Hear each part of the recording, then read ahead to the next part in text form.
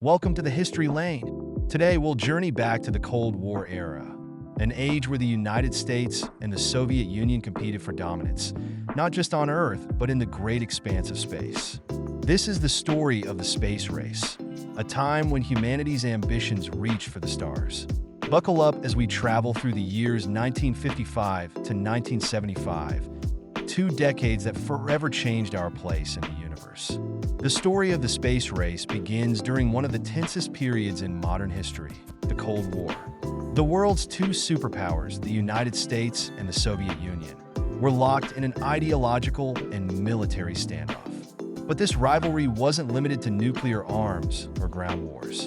In 1955, both nations turned their eyes skyward, announcing plans to launch the first artificial satellite into space. On July 29, 1955, the U.S. announced its satellite program as part of the International Geophysical Year. Not to be outdone, the Soviet Union responded with its own program just 4 days later. Thus began the space race, a competition fueled by national pride, scientific curiosity, and most importantly, the desire for strategic advantage in space. On October 4, 1957, the Soviet Union made history. They launched Sputnik 1, the world's first artificial satellite, into Earth's orbit. The world watched in awe and shock as this small, 58-centimeter wide sphere circled the globe, emitting radio pulses. For the U.S., the launch of Sputnik was a wake-up call. It symbolized Soviet technological superiority, and suddenly, the space race wasn't just a matter of exploration. It was about national security. The American government responded swiftly, creating NASA in 1958 to catch up with their Cold War adversary. Just a few years later, on April 12, 1961, the Soviet Union once again shocked the world. Cosmonaut Yuri Gagarin became the first human to journey into space aboard Vostok 1. His 108-minute flight made him an international hero and cemented the Soviet Union's lead in the space race. Gagarin's success wasn't just a victory for the Soviet Union. It was a symbol of human potential. But for the United States, it was a challenge they intended to meet. In response, the U.S. accelerated its space program.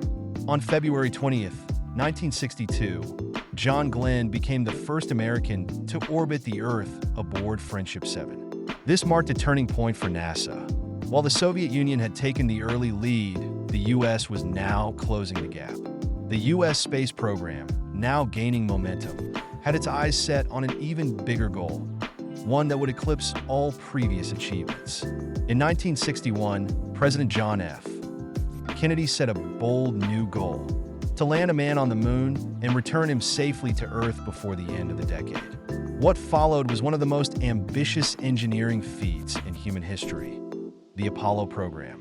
While the Soviets focused on developing advanced space stations and lunar probes, NASA poured its resources into reaching the moon.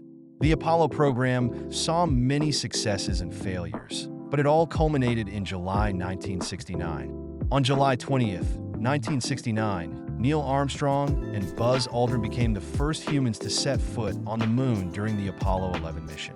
Armstrong's words, "That's one small step for man, one giant leap for mankind," echoed across the world, symbolizing the triumph of human ingenuity and determination. While the U.S. celebrated its moon landing, the Soviet Union continued its focus on other areas of space exploration. They launched the Luna missions, aimed at further exploring the moon, and developed Soyuz, which would become the backbone of their future space programs.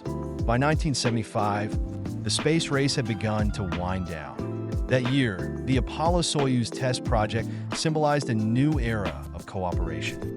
American astronauts and Soviet cosmonauts met in space, shook hands, and opened the door to future partnerships.